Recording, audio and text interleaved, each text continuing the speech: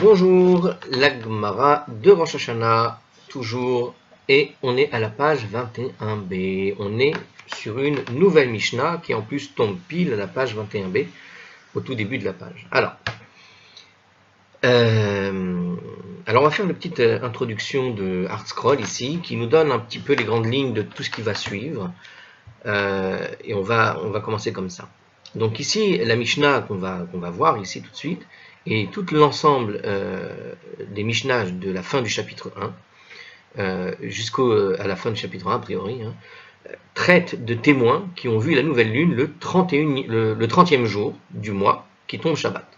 Donc vous vous rappelez qu'on avait eu quelques discussions un petit peu avant avec le Beddin qui force les témoins quand il y avait besoin d'un jour supplémentaire, ou qui forçait un témoin de faire comme s'il avait vu la lune alors qu'elle n'était pas là, ou de forcer un témoin de faire comme s'il n'avait pas vu, de lui mettre le doute. Bon, il y a tout un tas de choses assez étranges qu'on avait vues, et peut-être qu'on va commencer en fait à préciser toutes ces choses-là. Ici, on a le cas, en tout cas, du problème du témoin pendant Shabbat. D'accord? C'est-à-dire que quelqu'un vient, il voit la lune, qu'est-ce qu'on fait? Alors, pour que le Beddin puisse déclarer le jour de Rosh Chodesh à la bonne date, les témoins sont tenus de porter le témoignage devant le Beddin le jour même où ils ont vu la nouvelle lune. Donc, une de ces conditions, qui est donc importante, c'est une condition importante, c'est-à-dire que tu as vu la lune, tu vas aller témoigner tout de suite. Et voilà que c'est Shabbat. Eh bien, cette condition les oblige parfois donc à profaner le Shabbat. Toutefois, cette profanation est autorisée par la Torah, donc ils peuvent, pour cette raison-là, parce que c'est la Torah qui le dit. Mais alors la Gemara va nous analyser en détail tout ça, justement, et la Mishnah précise justement ce problème-là qu'on va citer ici. Je vous rajouterai une petite chose là, mais je viens d'oublier. Qu'est-ce que je voulais vous rajouter sur ce sujet? Bon, c'est que bon, on va analyser en détail tout ça. J'ai perdu l'idée que j'avais en tête. Ah, c'est une petite Mishnah. Ah, il y a tout un tas de petites Mishnayot en fait, avec la Gemara derrière. Oui, il y a toute une série de Mishnah qui arrivent là, jusqu'à la fin du chapitre. Ah oui. C'est des petites Mishnah, donc c'est des petits concentrés. Là, par contre, on va aller assez vite au niveau Mishnah, c'est bien. C'est pas aussi long, mais parce qu'on avait vu finalement tous ces sujets-là, même dans les commentaires précédents. Allez, on commence. Assez traîné. J'ai perdu le fil de ce que je voulais vous dire, et tant pis. Allez, on reste dans une espèce de direct. Al Shene Chodashim Mechalelin et Shabbat. Donc, pour porter le témoignage à propos de 2 mois, les témoins sont autorisés à profaner. À propos de 2 mois, les témoins sont autorisés à profaner le Shabbat. D'accord? Donc, quand on veut porter le témoignage, sur 2 mois, les témoins sont autorisés à profaner le Shabbat. D'accord? Allons continuer la Mishnah. Al Nissan va Tishrei, à propos de Nissan et à propos de Tishri, des choses qu'on avait déjà vues dans la Gemara précédente. Shebahen Shiluchin Yotzin Lesureya, car en Nissan et en Tishri, les émissaires sortent et se rendent en Souria. Souria, ça voudrait dire la Syrie normalement. Bon, Souria. D'accord, on va voir tout ça. Ubahen Metakenin et Amoradot, et par eux, d'accord, eh bien le Beddin fixe les dates correctes des fêtes. Donc quand on peut déterminer exactement quand est-ce que tombe Rosh Chodesh, donc ça, il fixe les dates correctes des fêtes, puisque par Rosh Chodesh derrière, le calendrier est remis à 0 au niveau du mois. Remis à 1 plutôt. Urshehaya bet Amigdash Kaya, mais lorsque le temple était encore debout, Mechalelin, Af al-Kulan, les témoins étaient autorisés de profaner le Shabbat pour tous les autres mois. Mipene Takana Korban, à cause de la fixation du jour où on apportait le sacrifice supplémentaire de Rosh Chodesh, à cause du sacrifice de Rosh Chodesh. Donc ça c'est la Mishnah originale. On avait cité des parties de cette Mishnah, et on avait analysé déjà certaines parties de cette Mishnah. Et là, en première lecture, on voit quoi? On voit que, enfin, si je vous donne une impression comme ça, si je la relis rapidement, on voit qu'ici que c'est à propos de Nissan et Tishri qu'on avait la possibilité de profaner Shabbat, et donc les émissaires sortaient jusqu'en Souria, on va voir ce que c'est, et puis c'est grâce à eux, donc le Beddin fixait les dettes, et lorsque le temple existait, les témoins étaient autorisés à profaner le Shabbat, même pour tous les mois, et pas seulement pour Nissan et Tishri, à cause de la fixation des sacrifices. puisque quand il y avait le temple, on était obligé de faire les sacrifices. Mais alors pourquoi il précise ici, tous les mois ici, dans ce cas précis? De ce qu'on a analysé la dernière fois, si vous vous rappelez ce qu'on a fait les 2-3 dernières vidéos, on a vu que mécaniquement parlant, au niveau de l'astronomie, on avait vu qu'au fond, la Lune apparaît et disparaît pendant 24 heures. Hein. Elle apparaît, par contre, pendant un mois, mais quand elle apparaît tout de suite, il faut attendre 6 heures après le molad pour qu'elle apparaisse. Et on avait vu au fond que ça n'est que pendant les équinoxes, du moins la période autour des équinoxes, que l'observation de la Lune peut se faire à des heures très tôt le matin ou des heures tardives au niveau du coucher du soleil.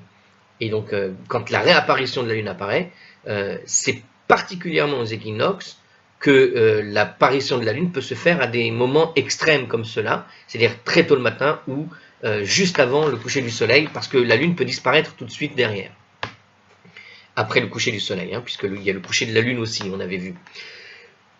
Et donc tu comprends maintenant pourquoi il dit ici dans cette Mishnah, quelque part, alors je ne sais pas si ça va être ça, mais je suppose que c'est ça, en tout cas dans les commentaires qu'on va trouver, parce que ça paraît logique. Regardez, il te dit ici dans cette Mishnah que ça n'est que en Nissan et en Tishri. Nissan et Tishri, c'est la période qui tourne autour de septembre, plus ou moins, et puis l'autre autour de mars, avril. Donc on est dans des périodes qui tournent autour des équinoxes. C'est-à-dire une période où les journées sont partagées en 6 heures. Or, comme on avait vu que les journées partagées en 6 heures, il fallait, après le molad, 6 heures minimum pour pouvoir observer la Lune tout de suite, on voit ici que, au fond, cette obligation de transgresser Shabbat, elle se fait dès que Shabbat démarre, quoi, ou quand Shabbat il est très tôt le matin, comme on avait vu. Donc, on voit quoi ici? On voit que cette dimension de 6 heures, elle sied particulièrement dans les cas extrêmes au niveau des équinoxes. Ça veut dire que pour profaner, si on observait pendant Shabbat à ces moments-là précis, c'est à ce moment-là précis effectivement qu'on pouvait éventuellement courir, prévenir le temple pour le Beddin pour déclarer que c'était Rosh Chodesh. C'est-à-dire que les autres cas, au fond, tu peux attendre 24 heures, quoi, en fait. C'est ça ce que je veux dire. Ce que je veux dire, c'est que mécaniquement parlant, ça n'est qu'autour des équinoxes que ces cas extrêmes arrivent, où quelques témoins peuvent voir. Alors, il y avait des témoins tout le temps. Hein. Je dis juste ici que j'ai l'impression que la faisabilité de pouvoir observer la Lune au meilleur moment dès qu'elle arrive, d'accord, c'est-à-dire à peine 6 heures après le molad, ne se faisait que dans cette période des équinoxes, au fond. D'accord? Parce que du côté de l'observation de la Lune, les autres moments, quand les journées, quand il les partage en deux, elles sont trop restreintes pour déterminer finalement. C'est-à-dire que si vous prenez l'exemple, par exemple, je sais pas, après avril, mai, imaginons, et quelqu'un il observe la Lune pareil, mais il ne peut pas l'observer en fait mécaniquement parce que s'il l'observe, ce sera forcément avant le milieu de la journée. Or, s'il l'observe avant le milieu de la journée, de toute façon, Rosh Chodesh, il devra le déclarer le jour d'après. Vous voyez, par exemple. Et s'il le déclare le jour d'après, il peut attendre la fin de Shabbat. Vous voyez ce que je veux dire? Donc, il y a moyen d'attendre. Alors que les moments où tu ne peux pas attendre, c'est quand on arrive dans ces moments d'équinoxe où tu as cette petite fenêtre, on va dire, d'ouverture au niveau de l'observation, quoi, pour observer donc la Lune dans cette petite fenêtre, et puis après il y a 24 heures qui vont se dérouler derrière, où tu vas passer finalement une journée, alors tu sais que tu as vu la Lune, voilà une journée entière qui peut passer sans que Rosh Chodesh ne soit passé. Et c'est là que tu es obligé de témoigner. Et quand ça arrive Shabbat, évidemment, tu es coincé. Alors que les autres jours, mécaniquement, j'ai l'impression que c'est pas possible. Enfin, je sais pas si c'est ça, mais ça me donne cette impression-là, et c'est ce qui fait qu'effectivement, tu pouvais de toute façon profaner Shabbat pour d'autres raisons, à savoir que du coup tout mon raisonnement tombe à l'eau, puisqu'il te dit que tu pouvais profaner Shabbat ici pour la fixation des sacrifices. Tout le raisonnement tombe à l'eau, mes chers amis, puisque si la Mishnah te dit que tu peux profaner Shabbat pour les sacrifices, c'est que tu peux observer la Lune Shabbat aussi finalement pour les sacrifices. Voilà. Bon, alors c'est autre chose, je viens de me rendre compte. Bon, c'est le direct, c'est ça qui est intéressant dans une étude de Gemara. On tente, et puis quand on se réveille, on voit que c'est pas ça, on voit que c'est pas ça. Alors on continue. Alors les commentaires quand même, il va nous donner quelques éléments. Alors ici, qu'est-ce qu'on... Alors on reprend. Alors, donc à propos de 2 mois, les témoins sont autorisés à profaner le Shabbat. La limite de cette autorisation de profaner le Shabbat, nous dit ArtScroll, fait l'objet d'un désaccord parmi les commentateurs. Donc il y a une limite à cette autorisation, on avait vu ça. Et qu'est-ce qu'on a vu ici? Alors on a vu que le Rambam, le Meiri, Tosfot Yom Tov, etc., sur la dernière Mishnah du chapitre, on avait vu tout ça, soutiennent que les témoins peuvent exécuter même une mélacha interdite par la Torah, sous peine de mort, alors que le Pnei Yoshua de notre Mishnah restreint l'autorisation et déclare que les témoins ne peuvent pas transgresser de mélacha de Mechamer, la mélacha de Mechamer, c'est-à-dire mener un animal chargé, qui, elle, n'entraîne même pas une peine de flagellation. Donc bon, en gros ici, bon, à part l'idée de peine de mort, bon, on ne va pas discuter de ce sujet-là, c'est pas le sujet de cette Gemara, tout ce qui est lié à ça, mais concrètement, bon, ce qu'il dit là, en gros, tu peux pas transgresser, pour le Rambam, tu pouvais transgresser les peines les plus sévères, les interdits les plus sévères, tu pouvais les transgresser, par exemple, Rambam et d'autres, mais pour d'autres rabbanim, même la plus légère des transgressions, quelque chose qui est où on a presque un doute, est-ce qu'on peut ou pas, même la plus légère des transgressions, tu ne pouvais pas la transgresser. C'est ça ce que veut dire ce commentaire, tout simplement. C'est juste qu'il faut comprendre qu'il existe une discussion pour savoir si vraiment on pouvait. Bon, la Mishnah semble dire qu'on peut. Alors pourquoi est-ce que certains te diraient que non, on ne peut pas du tout? Donc moi je penserais plutôt ici comme Rambam, Meiri, etc., qui nous disent que même la plus grave des interdits, tu peux le transgresser. Si les rabbins de la Mishnah te disent que tu peux, c'est que tu peux leur faire confiance. Je ne vois pas comment l'autre rabbin réfléchit pour dire non. Alors on continue. Ensuite il disait à propos de Nissan et de Tishri, on a dit, car en Nissan et Tishri, les émissaires sortent et se rendent à Souria. Qu'est-ce que ça veut dire Souria? Donc c'est une diaspora. Alors, je suis embêté parce que justement, ici, Souria, il te dit on peut le voir que dans un certain commentaire quelque part, mais il ne te dit pas où. Enfin, si, il te dit où, mais je ne vais pas aller voir. Le Meiri, le Tiferet Israël. Est-ce que c'est ici? Non, je ne crois pas. Bon, Souria, ça sonne Syrie, hein, c'est-à-dire tout ce qui est la Syrie, c'est-à-dire jusqu'en Turquie, quoi. On est il y a 2000 ans, hein, il faut imaginer cette période-là. Bon, c'est toute cette zone géographique, ce qu'on appelle la Syrie ancienne, hein. Pas la Syrie, mais la L' Assyrie. C'était ça la Souria à l'époque. Alors, sur le plan biblique, alors juste pour savoir où est-ce qu'on en est, donc ici il te dit encore que le Beddin fixe les dates correctes des fêtes. Alors, donc c'était, voilà, donc on avait besoin de ces témoins pour aller jusque là-bas, et c'est grâce à eux, donc, que le Beddin fixait les dates correctes des fêtes. Alors, sur le plan biblique, les témoins ayant vu la nouvelle lune le 30e jour du mois, ont le droit et même l'obligation, donc, hein, c'est ce que nous dit le commentaire qui vient de paraphraser la Mishnah, de profaner le Shabbat pour n'importe quel mois de l'année, afin d'en informer le Beddin, afin que Rosh Chodesh puisse tomber à la bonne date. Mais les sages ont décrété, en l'absence de sacrifice de Rosh Chodesh apporté au temple, que les témoins ne sont pas autorisés de profaner le Shabbat, en ce qui concerne la plupart des mois, car ceux-ci ne comportent pas de fêtes bibliques, dont les dates sont établies au moyen de la vue de la nouvelle lune. Donc, en fait, voilà, ça c'est intéressant. C'est la réponse finalement un peu à la question que j'avais en tête. Pourquoi que Nissan et Tishri? La réponse elle est là, c'est que tout simplement les rabbins te précisent au fond, c'est Nissan et Tishri en particulier parce qu'il y a des fêtes qui tombent pendant Nissan et Tishri. Et puisque les fêtes tombent en Nissan et Tishri, d'accord, en particulier, on ne parle pas de donc la fête de Pessah ou la fête de Rosh Hashanah, Kippour et Sukkot. À partir du moment où les fêtes tombaient en Tishri, c'est pour ça qu'il y a une nécessité particulière de transgresser le Shabbat pour avoir la date précise des fêtes qui suivent. Mais les autres mois, il n'y a pas de fête. Puisqu'il n'y a pas de fête, il n'y a pas de raison. Alors, sauf peut-être à Shavuot, mais rappelez-vous qu'à Shavuot, il n'y a pas vraiment de date de Shavuot, donc ce n'est pas lié au mois, c'est lié au comptage du nombre de jours entre Pessah et Shavuot, puisque Shavuot tombe le 50e jour après Pessah, après le premier jour de Pessah. Donc on doit compter 50 jours, d'accord, 49 jours. Et le 50e jour, c'est la fête. Bon, puisque c'est compté comme ça, c'est pour ça qu'on avait vu une Gemara qui nous disait qu'à une époque, quand le calendrier n'était pas fixe, eh bien, Shavuot pouvait tomber aussi bien le 4 que le 5 ou le 6, Sivan, selon les années. Ça pouvait.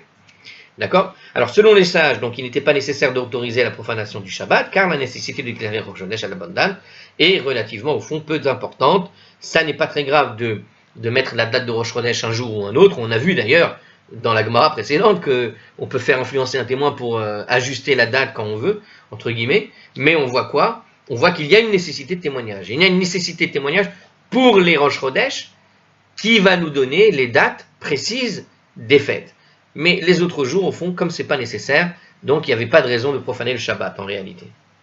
Mais l'exemption biblique est restée en vigueur pour les mois de Nissan et Tishri, parce que eux comportent donc ces fêtes bibliques, puisqu'il y a des fêtes bibliques et donc de la Torah, eh bien on peut profaner le Shabbat qui est aussi de la Torah pour pouvoir apporter la date de la Torah des fêtes. Oui, c'est-à-dire que ce qui est de la Torah peut rejeter la Torah. Ce qui est de la Torah ne peut pas peut rejeter les rabbins, mais ce qui est des rabbins ne peut pas rejeter la Torah. Ça marche un peu comme ça, hein. Alors, la première, et les rabbins peuvent rejeter les rabbins. C'est-à-dire que les rabbins peuvent changer des choses sur des choses qui ont été établies par les rabbins. Les rabbins ne peuvent pas rejeter des choses qui ont été établies par la Torah. La Torah peut rejeter des choses qui ont été établies par les rabbins. Et la Torah peut rejeter la Torah elle-même. C'est ce qui fait que quand vous avez par exemple un jeûne qui est établi par les rabbins qui tombe un Shabbat, on ne jeûne pas Shabbat, parce que Shabbat passe avant, c'est de la Torah. Les rabbins, ce sont eux qui ont établi le jeûne. Donc, la Torah repousse les rabbins. On repousse la date du jeûne. D'accord? Par contre, on ne peut pas repousser Kippour. Kippour est de la Torah, le Shabbat est de la Torah, donc Kippour peut tomber pendant Shabbat, par exemple. Voilà, ce sont des exemples. Alors, la première raison mentionnée dans la Mishnah, selon laquelle le Beddin envoyait des émissaires pour Nissan et Tishri afin d'informer la diaspora du jour de Rosh Chodesh, nous indique l'importance qu'on attache à ces 2 mois, et qui constitue donc également une raison secondaire, qui permet aux témoins de profaner le Shabbat, ainsi que la Gemara va l'expliquer. Donc, on a une raison secondaire liée juste à cause de Tishri et Nissan. C'est pas seulement une question de fête biblique, mais c'est Nissan et Tishri qui ont une certaine particularité, au-delà même de la fête qui vient derrière. Apparemment, c'est ce que va nous expliquer notre Gemara. Donc c'est une preview, comme d'habitude. Hein. Alors on continue, mais la Gemara n'est pas très longue, hein, je vous rassure. Alors la Gemara nous répond. Non, pardon, je me suis trompé de ligne, il vaut mieux pas. Alors à cause donc, on a dit, alors je répète, et lorsque le Saint-Temple existait, les témoins étaient autorisés à profaner même pour tous les autres mois, hein, à cause de la fixation du sacrifice. Donc on vient d'expliquer dans ce commentaire une des raisons, c'est-à-dire qu'il n'y avait pas de raison particulière de profaner le Shabbat, puisqu'il n'y avait pas de date de fête à faire, mais il y avait quand même des sacrifices à faire. Alors ici, qu'est-ce qu'il nous explique? Chaque Rosh Chodesh, on apportait le Korban Moussaf, le sacrifice du Moussaf, supplémentaire, spécial, au temple. D'accord? Donc la Mishnah a dit qu'à l'époque du temple, il était important de déclarer Rosh Chodesh à la bonne date, car ça permettait d'apporter ce sacrifice supplémentaire de Rosh Chodesh au bon moment. Par conséquent, l'exemption biblique qui autorise les témoins de profaner le Shabbat s'appliquait alors tous les mois de l'année. C'est le Rashi qui nous le dit, c'est le Ritva qui nous le dit. Eh bien, on peut leur faire confiance. Ça semble logique, comme on a dit. Hein, regardez la logique encore une fois. Qui détermine les sacrifices de Moussaf? C'est la Torah qui nous demande de les faire. Donc, qui demande de déterminer Rosh Chodesh? C'est la Torah. Qui nous demande le Shabbat? C'est la Torah. Donc tu peux repousser le Shabbat pour pouvoir amener quelque chose de la Torah au devant de la scène, puisqu'il y a 2 choses qui se repoussent l'un l'autre. Dans ma règle que je vous ai donnée, on pourrait se poser la question, mais pourquoi tu ne peux pas repousser le sacrifice au lendemain, au fond, puisque c'est de la Torah celui-ci, c'est de la Torah celui-là, pourquoi l'un repousserait l'autre? Donc quelle était la règle? Je crois qu'une des règles qu'on avait vues dans la Mishnah, si vous vous rappelez, il y avait une règle qui disait que, je ne me rappelle plus très bien comment la définir, je l'ai en tête, mais on avait vu que ce qui se fait de peu repousse ce qui se fait de manière... Voilà, ce qui se fait de façon occasionnelle peut repousser ce qui se fait de manière quotidienne, quoi, qui se fait de façon régulière. Ce qui a été régulier en général a moins de force que ce qui vient de manière occasionnelle vient devant ce qui était régulier. Je me rappelle plus très bien dans les mots. Il faudrait que je cherche là, mais il faudrait que je fasse une pause et que je prenne 20 minutes pour le retrouver. Je sais plus, c'est-à-dire la page 10, 11, quelque chose comme ça, je me rappelle pas. Ça fait un moment maintenant. Allez, on reprend. Il faudra que je trouve cette phrase, elle était pas mal. Je sais plus quoi, t'adir. Je me rappelle pas. Ah là là là là là. La mémoire, les amis, la mémoire. La Gemara de cette Mishnah, qu'est-ce qu'elle nous dit? Voilà donc la Mishnah qui nous a enseigné ce qu'elle nous a enseigné, et la Gemara va nous apporter quelque chose qui va nous dire autre chose. Al Shene Chodashim Vetulo, comment? À propos de 2 mois et pas plus. Donc la Gemara pose la question, mais tu me parles de Nissan et de Tishri, donc on a vu dans les commentaires qu'il n'y a pas de raison de repousser les autres mois au fond. Mais pourquoi tu limites à Tishri et Nissan? Urminhu, alors Urminhu et pourtant oppose Urminhu, Et pourtant, il y a ceci, oppose cela. Donc il y a une Mishnah, précédente d'ailleurs, qui nous avait dit quoi? Rappelez-vous, donc c'était la Mishnah de la page 18a. D'accord? Qu'est-ce qu'il y avait écrit dans notre précédente Mishnah? Al Shisha Chodashim Hashiluchin Yotzin. À propos de 6 mois, les émissaires sortent. Donc il y avait bien une règle qui te parlait d'émissaires qui devaient prévenir pour les dates pour 6 mois particuliers. Donc pourquoi ne citer ici dans la Mishnah que Tishri et Nissan? Donc déjà de base, la Mishnah nous dit que les émissaires sortaient en Souria là-bas, en Nissan et Tishri. Mais attends, la Mishnah précédente nous disait que il y avait 6 mois, ils ont cité 6 mois où les émissaires devaient sortir.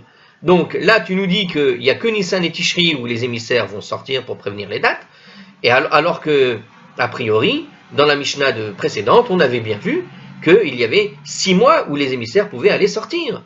Donc la Gemara répond, Amar Abaye, Abaye a dit, Achika Amar. En fait, voici ce que la Mishnah voulait dire en réalité.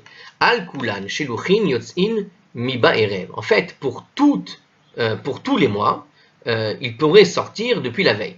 Les émissaires sortent la veille du jour où le Bédin sanctifie le nouveau mois. Donc en gros, c'est de ça qu'il parle, c'est-à-dire la veille de la sanctification du mois. Donc, à propos de tous les autres mois, les émissaires sortaient la veille, donc c'est-à-dire on sortait, voilà. Donc les émissaires partaient dès qu'il était évident que le Bédin s'apprêtait à déclarer le jour de Rosh Chodesh. Par exemple, si la nouvelle lune a vu clairement soit le 29e jour, soit le soir suivant, tout le monde savait donc que le Bédin allait déclarer le lendemain Rosh Chodesh. T'as pas besoin de 40 000 témoins, mais bon, puisque on a vu qu'il y avait 50 000 témoins, on sent bien que Rosh Chodesh va être déclaré par le Bédin avec témoignage, peut-être, sûr, mais les gens comprenaient bien que c'était Rosh Chodesh, quoi. De plus, si aucun témoin ne s'était présenté avant la nuit qui précédait le 31e jour du mois, le Bédin, quoi qu'il arrive, proclamait automatiquement le lendemain Rosh Chodesh. Donc, puisque les mois ne peuvent pas dépasser, quoi qu'il arrive, 31 jours, donc si personne n'a vu la lune, même à partir de 31 jours, à partir de la 31e jour, donc tu savais le soir du 30e jour, à la fin du 30e jour, que le Bédin allait déclarer avec ou sans témoin, ça y est. Dans tous ces cas-là, les émissaires n'attendaient pas que le Bédin proclame le jour de Rosh Chodesh, ils partaient donc le jour ou la nuit qui précédait la déclaration, car ils étaient relativement certains que le Bédin allait proclamer le lendemain Rosh Chodesh. C'est ce que nous dit Rashi, Alors ici, il nous dit, donc je répète, donc à propos de tous les autres mois, les émissaires sortent de la ville, comme on vient de le voir, parce que le Bédin donc sanctifie le nouveau mois à la veille, donc à la veille de ce jour-là, la veille de la sanctification. Al Nissan ve al Tishri, mais par contre, pour ce qui est de Tissan et Tishri, ad sheishme'u mipi Bédin mekudash. Ils ne sortaient pas jusqu'à ce qu'ils aient entendu la déclaration du Bédin, il est sanctifié. C'est-à-dire que le Bédin devait dire mekudash, sanctifié. D'accord? Donc si le Bédin ne le disait pas, il ne sortait pas tant qu'il ne l'avait pas dit. Alors pourquoi? Puisque les dates précises des fêtes dépendent du jour de Rosh Chodesh, les émissaires devaient donc être sûrs que le Bédin n'attendait pas un jour avant d'émettre la déclaration de Rosh Chodesh. Alors c'est bizarre parce que ça veut dire qu'il y avait donc les émissaires partaient avant d'être sûrs à 100% que c'était Rosh Chodesh. Bon, peu importe. Alors par conséquent, ils ne partaient que lorsque le Bédin avait proclamé Rosh Chodesh. Alors en fait, en gros, ce qu'il nous dit ici, c'est qu'il n'y avait pas vraiment de conséquences d'un point de vue pratique dans les populations qui habitaient en dehors d'Israël, que tu fasses Rosh Chodesh ce jour-là ou ce jour-là, ça ne changeait pas grand-chose. Mais par contre, donc tu pouvais, on va dire, prévoir que le Bédin allait dire ci et ça, c'est pas grave. Après, il peut y avoir des cas particuliers, mais justement, dans ces cas précis de Nissan et de Tishri, c'était différent, parce que si tu te trompais de date, là, ça causait un gros problème, puisque les dates, comme on a expliqué, sont de la Torah, des fêtes qui sont dans ces 2 mois, Rosh Hashanah et Nissan, de Tishri et Nissan. Alors, une minute. Alors, il convient de préciser que ce raisonnement, selon lequel le Bédin pourrait attendre un jour avant de proclamer Rosh Chodesh, n'est valable que lorsque la nouvelle lune est nettement visible. C'était donc presque sûr que les témoins arriveraient et que le Bédin allait déclarer Rosh Chodesh. Donc, en gros, il y avait moyen d'arriver. Et donc que le Bédin allait déclarer Rosh Chodesh le 30e jour du mois. Dans ce cas, il était toujours possible que la proclamation de Rosh Chodesh soit reportée au 31e jour. Par contre, lorsqu'un témoin ne s'était présenté le 30e jour, le Bédin déclarait automatiquement Rosh Chodesh le 31e jour. Bon, dans cette éventualité, où on était sûr et certain que le Bedin allait proclamer Rosh Chodesh le lendemain, les émissaires, donc, pouvaient partir effectivement la nuit précédente. Néanmoins, les sages ont décrété qu'ils ne devaient pas partir avant que le Bedin ait proclamé Rosh Chodesh le 31e jour. Alors, c'est grâce au fait qu'il n'y avait aucune dérogation à cette règle pour Nissan et Tishri, les émissaires donc devaient toujours attendre la déclaration du Bedin, qu'ils ne risquaient pas de se tromper en partant la nuit du 30e jour, lorsque la lune était nettement visible, comme ils le feraient pour tous les autres mois. Je n'ai pas très bien compris ce passage. On continue. Ainsi que l'explique la Gemara ci-dessous, donc on va le voir après, les émissaires en fait n'étaient pas autorisés à profaner le Shabbat. Par conséquent, la profanation du Shabbat par les témoins n'avait en fait aucun impact sur les émissaires pour tous les autres mois. Donc attention, ah oui, d'accord. En effet, ces derniers ne partaient qu'immédiatement après la fin du Shabbat, indépendamment du moment où les témoins arrivaient. Par exemple, si les témoins voyaient la nouvelle lune, par exemple vendredi soir, qui était le 30e jour du mois, ils arriveraient au Beddin pendant Shabbat, bien que le Beddin ait déclaré que Shabbat, Rosh Chodesh, que ce soit Rosh Chodesh, les émissaires ne partaient qu'à l'issue de Shabbat, car ils n'étaient pas autorisés de le profaner. Si les témoins n'étaient pas venus au Beddin, ce dernier aurait automatiquement déclaré dimanche, le 31e jour du mois, Rosh Chodesh, donc dimanche. Les émissaires alors partaient la nuit précédente, car ils étaient sûrs que Rosh Chodesh allait être proclamé le dimanche, tout simplement. D'accord. Par contre, en ce qui concerne Nissan et Tishri, l'arrivée des témoins pendant Shabbat autoriserait les émissaires à partir au moins une nuit entière avant, leur permettant, avant la fête donc, de révéler la date de Rosh Chodesh à un plus grand nombre de communautés. Très bien. Par exemple, alors on vous donne un exemple quand même, c'est pas mal ça. C'est un grand commentaire. Hein.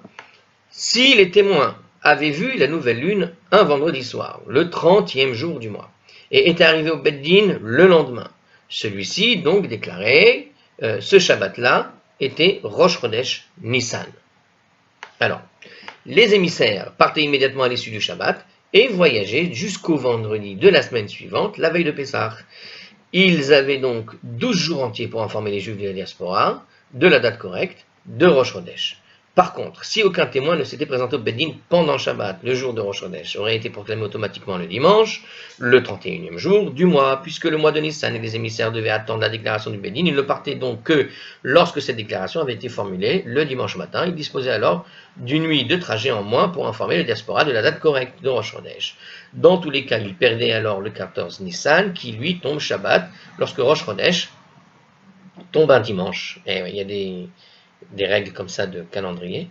En conséquence, la Mishnah déclare que les témoins sont autorisés de profaner le Shabbat uniquement en ce qui concerne Nissan et Tishri, car ce n'est que pour ces deux mois-là que leur arrivée permet un départ plus rapide des émissaires.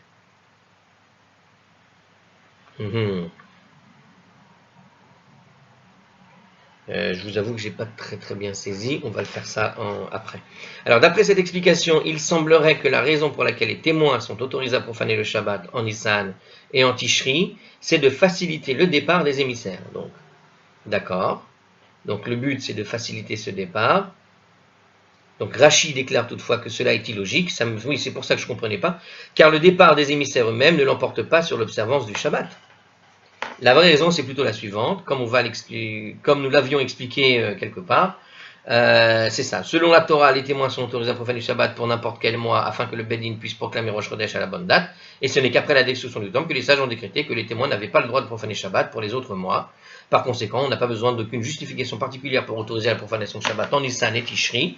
La Mishnah mentionne cette raison uniquement à titre de raison secondaire pour expliquer davantage l'importance d'établir les dates correctes de Rosh Chodesh pour ces deux mois. Pour une discussion, etc. Bon voilà, donc on voit quoi en fait?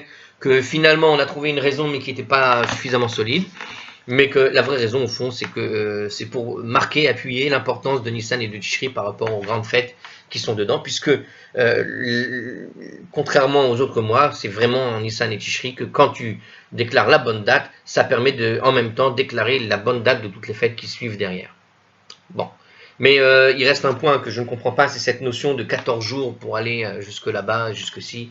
Je veux dire, à Nissan, d'accord, mais en Tishri, tu n'as que 8 jours, et encore, tu peux rater Kippour pour d'autres. Enfin, ce sera de toute façon décalé dans certains endroits du monde. Bon, alors, reprenons notre Gemara.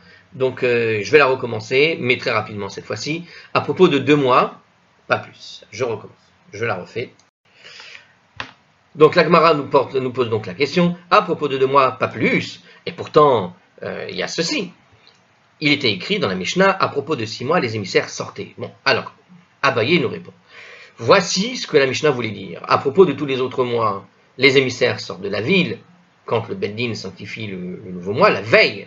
Ils sortent la veille du jour où le Beddin sanctifie le nouveau mois. Mais à propos de Nissan et de Tishri, c'est jusqu'à ce qu'ils aient entendu directement cette déclaration du Beddin, quand le Beddin déclare Mekoudash, c'est sanctifié. Donc, alors, il est donc vrai, nous dit Hartzkroll ici, il est donc vrai que les émissaires sortaient à propos de chacun des 6 mois, comme on avait vu. Cependant, la Mishnah parle d'émissaires qui ne sortaient qu'après la déclaration du Beddin. Ceci ne se produisait donc qu'au mois de Nissan et de Tishri, donc c'est la différence avec notre Mishnah précédente. La Mishnah précédente, ils pouvaient ne pas attendre, alors qu'ici, ils sont obligés d'attendre que le Beddin dise que c'est sanctifié. La Gemara nous cite une braïta à propos de cette distinction qui vraiment nous donne l'appui sur ça. Tanya, Nami Achi. Ceci a été enseigné également dans une braïta. On a une braïta qui dit plus ou moins la même chose. Al-Kulan Yotzin Miba Erev. À propos de tous les autres mois, les émissaires sortent la veille du jour où le Beddin sanctifie le nouveau mois.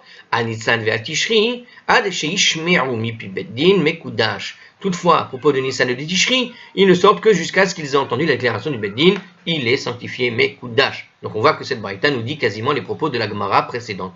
On a l'impression qu'elle répète. C'est une braïta qui nous dit la même chose que ce que disait la Gemara. Je rappelle une petite différence, encore une fois, des fois les gens ne comprennent pas pourquoi est-ce qu'on cite finalement la même chose. Parce qu'il y a une discussion entre rabbins qui sont en train, dans une salle quelque part, de discuter entre des rabbins qui ont vécu entre l'an 200 et l'an 600, et ils ont des sources de rabbins qui ont discuté de la même chose finalement il y a 400, 500 ans plus tôt, tout simplement, et c'est ça ce qui fait la différence. Ok, la Gemara rapporte une braïta en rapport de cela. Donc on vient de citer cette braïta qui nous dit donc effectivement, qui nous a confirmé la chose, mais on a une braïta maintenant en rapport. Les sages ont enseigné dans une braïta, Tanu Rabbanan, Minayin shemechal edin alien et Shabbat. Mais d'où est-ce qu'on sait que les témoins sont autorisés à profaner le Shabbat pour le nouveau mois? D'accord, pour ce problème. Talmud Lomar, il a été enseigné, donc c'est dans la Torah tout simplement, carrément, dans le Lévitique chapitre 23 verset 4, là c'est la Gemara qui nous le cite, c'est la Braïta qui nous cite le verset, c'est pas le commentaire, directement dans la Braïta, qu'est-ce qu'il nous dit? Et les Moadé Adoshem, Bemoadam, si vous voulez la suite, c'est et les Moadé Adoshem Mikrayotam, Asher Tigrotam Bemoadam, et les Moadé Adoshem. Et les Moadé Adoshem, Mikra et Kodesh, Asher Tikri Otam Bemoadam. Alors, voici les fêtes d'Hachem, convocation sainte, que vous désignerez en leur temps. Alors, bon, il a donné que le début et la fin, pour appuyer sur l'essentiel de ce verset. Donc, qu'est-ce qu'il dit dans l'essentiel de ce verset? Voici les fêtes de Hachem, que vous désignerez en leur temps. On voit ici, effectivement, que le verset semble dire qu'il y a un temps précis qui doit être désigné. Donc il y a une mitzvah de désigner le temps. Cette mitzvah de désigner le temps, c'est cette idée d'aller témoigner, d'aller jusqu'au Beddin pour dire voilà, le temps est arrivé. Vous comprenez? Donc le verset nous dit, le Hartzkroll, le verset est interprété comme suit. Il nous avertit que les dates correctes des fêtes, dénommées convocations saintes, ne doivent pas être différées. Ceci fait allusion donc à la proclamation et à la sanctification ici de Rosh Chodesh effectuée par le Beddin, car les dates des fêtes dépendent de la date de Rosh Chodesh. Donc on voit ici dans ce verset qu'effectivement c'est bien le Rosh Chodesh qui est désigné, mais en vue de désigner les fêtes. En tout cas les fêtes, elles ont une obligation d'être désignées particulièrement, plus que les autres mois. Ainsi le verset enseigne que le Beddin est tenu de proclamer Rosh Chodesh à la bonne date. On peut déduire de cela que les témoins auraient même le droit de profaner Shabbat afin que le Beddin puisse déclarer Rosh Chodesh à la date correcte, en vertu de la règle que je vous ai expliquée au début de la vidéo, à savoir qu'ici on a bien une ordonnance de la Torah de désigner les dates précises, et puisque c'est une ordonnance de la Torah de désigner les dates précises, et que c'est une ordonnance de la Torah de faire le Shabbat, a priori, comme l'ordonnance de Shabbat est une chose plus rare que l'ordonnance des dates précises est une chose qui se fait plus rarement que les ordonnances de Shabbat, donc elle repousse le Shabbat dans la règle qui dit que le Shabbat, qu'une règle de la Torah peut repousser une règle de la Torah lorsqu'elle se confronte. Alors on continue la Gemara. Alors peut-être il y a la fin ici, là où la Torah déclare qu'une chose doit être effectuée Bémorado, en son temps désigné, elle laisse entendre que l'on doit faire ces choses-là, même le Shabbat, tout simplement. Ce principe est également mentionné par le Rambam après, plus tard, etc. Bon. Évidemment qu'il est mentionné par le Rambam, puisque le Rambam est celui qui dit que même un interdit le plus grave, tu pouvais le transgresser. Donc c'est un appui pour le Rambam, alors qu'on a vu que d'autres ne sont pas d'accord. Hein. Alors reprenons. Donc voici les fêtes d'Hachem que vous désignez en le temps. Donc c'est le verset qui a été cité par la Braïta. Il continue. Yachol keshem shemechalelin ad sheit kadeshu. En se fondant sur ce verset. On aurait pu penser de même que les témoins sont autorisés à profaner le Shabbat pour que les fêtes puissent être sanctifiées aux bonnes dates, car mechalelin ad sheit kayemu. De même, les émissaires sont autorisés à profaner le Shabbat pour que les fêtes soient observées aux bonnes dates.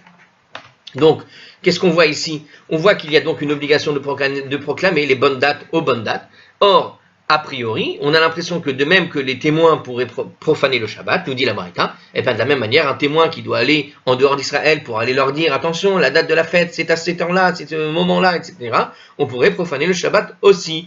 Talmud Lomar. Alors l'écriture a aussi écrit, il est écrit dans la Torah encore autre chose, Asher Tikreu Otam dans le verset. Hein? Je répète le verset, Elemo Adeaj Lushem, Asher Mikra Kodesh, Asher Tikreu Otam. Bemo Adam. Asher Tikreu Otam, Bemo Adam. Donc, qu'est-ce qu'il y a écrit dans ce verset? Il y a écrit Asher Tikreu Otam qui veut dire que vous désignerez Al Kiriatam, Atam Echalel. Ça veut dire que tu es autorisé à profaner le Shabbat uniquement pour ce qui est de la déclaration, de la désignation des fêtes.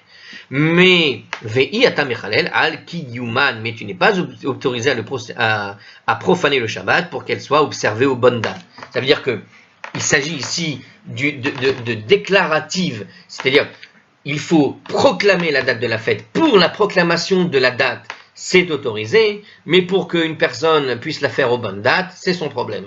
Ça n'est pas ce que dit la loi. La loi de la Torah, elle précise bien Asher Tikreu Otam que vous devrez proclamer dans un sens très officiel. C'est-à-dire qu'il faut officialiser une déclaration qui dira c'est maintenant la fête, et ça c'est une mitzvah de la Torah. Alors que d'envoyer quelqu'un pour que lui, celui qui habite je sais pas où, puisse le faire aux bonnes dates, ça n'est pas ce que dit ce texte. Ce texte parle d'une sorte de proclamation officialisant la date des fêtes. Mais elle ne parle pas des gens qui doivent effectivement faire les fêtes aux bonnes dates. Mais ce n'est pas ce que dit le texte ici. Il n'est pas en train de dire que tu dois profaner Shabbat. Au fond, sous-entendu, tu profanerais Shabbat pour aller faire en sorte que les autres là-bas qui habitent loin le fassent aux bonnes dates. C'est leur problème.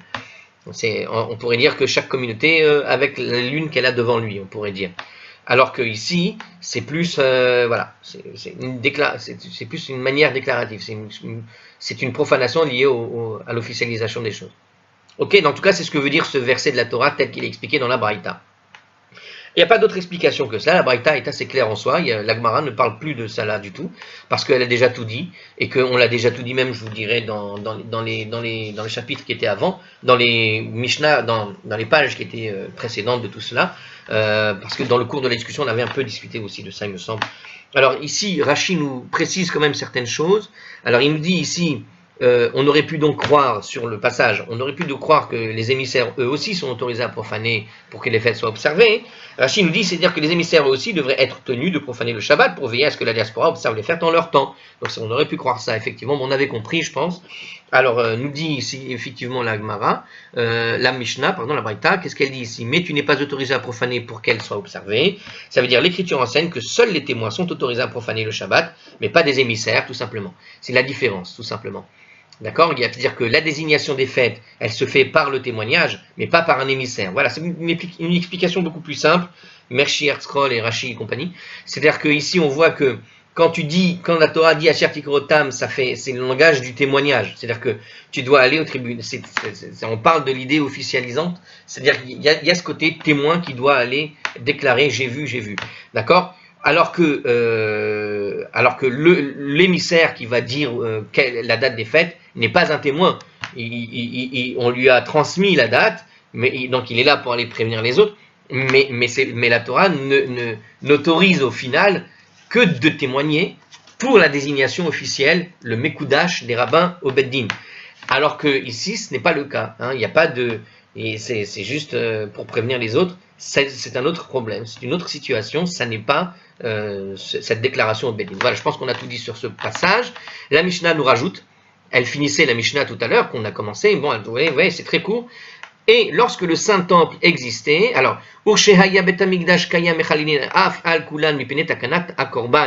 et donc elle nous disait ceci, lorsque le Saint-Temple existait, les témoins ont été autorisés à profaner le Shabbat, même pour tous les autres mois, à cause de la fixation du jour où on apportait le sacrifice supplémentaire de Rosh Chodesh. Bon, on a déjà discuté de tout ce passage, je me rappelle, dans la Gemara, en réalité. Ici, qu'est-ce qu'il nous dit? Donc ici, c'était pour nous assurer qu'on apportait les sacrifices supplémentaires de Rosh Chodesh à la bonne date. Bon, on répète. Hein.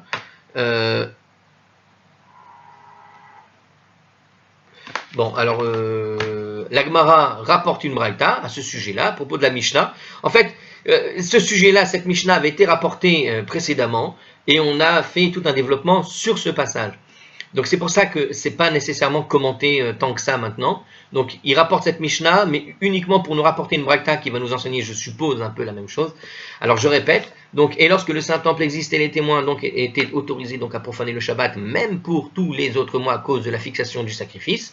La Gemara nous rapporte une braïta qui va probablement donc nous confirmer. Là, les sages ont enseigné dans une braïta, Barishona, Hayu Mechalin, Af Al-Kulan, à l'origine les témoins profanaient le Shabbat, même pour tous les autres mois. D'accord? Donc c'est ce que nous dit ici Rashi, pour s'assurer qu'on apportait le sacrifice supplémentaire de Rosh Chodesh à la bonne date, donc effectivement, mais